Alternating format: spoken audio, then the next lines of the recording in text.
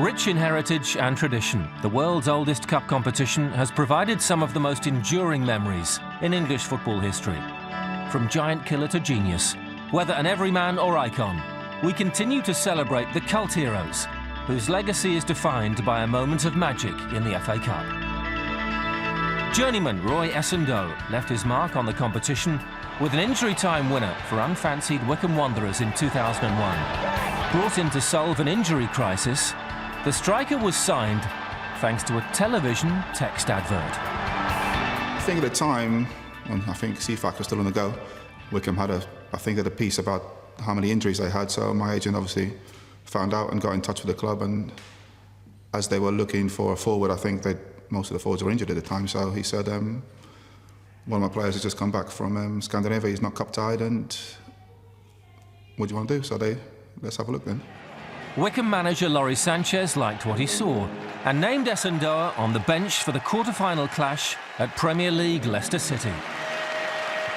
I think if you can get past the first 20-30 minutes, you can kind of feel the tide turn a little bit. The fans get a bit agitated, they start getting a bit on the players' backs because, come on, you're a Premier League club, you should be scoring against them, you haven't scored, and we're well in the game. And then, yeah, I thought we deserved to take the lead because we created a few chances. Obviously, they created a few as well, but I mean, you've got to take a chance. So we took our chance, and then, again, the game turns on them because their fans start getting agitated and they start getting a bit more, oh my God, they've scored. Muzzy Izzet cancelled out Paul McCarthy's strike. So with the ties slipping away, manager Sanchez looked to the bench for inspiration. And Roy came on to make his debut. If you're honest with most people, at that point you're kind of thinking we've got 10-15 minutes left against a Premier League team, a replay would be great, if you're honest. Denied a legitimate penalty claim, Sanchez's emotions got the better of him. Sent from the dugout, he watched from beneath the stands as Roy headed into the Leicester penalty area. If memory serves, it's been a while. I just remember the cross coming in to the far post and it went over my head, so you're kind of thinking, okay.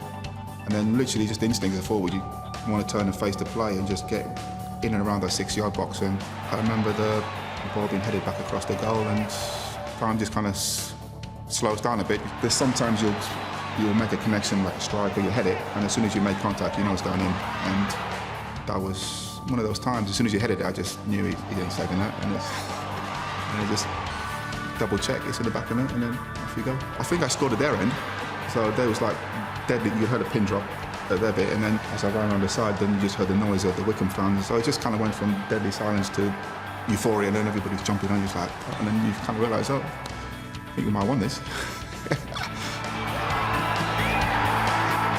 As soon as the ref blows a whistle, it's like you've just won another game of football and everybody's happy and you high-five each other and everybody's got usual stuff. But then you kind of go in the change rooms and you're thinking, oh yeah, it's the FA Cup. And then, oh yeah, we're at Filbert Street and oh, we're beating Leicester. And then it kind of, wow. Eventual winners Liverpool would end Wycombe's dreams in the semi-finals. But Roy's only goal for the club secured him a place in cup folklore.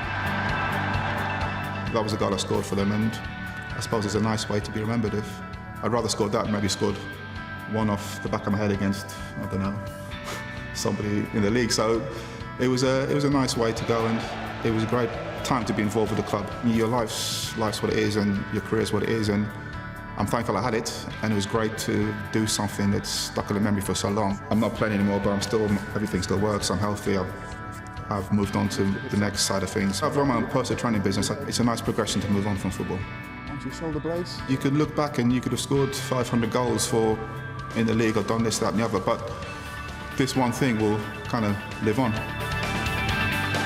And to be part of that history and that tradition is just, yeah, it's amazing.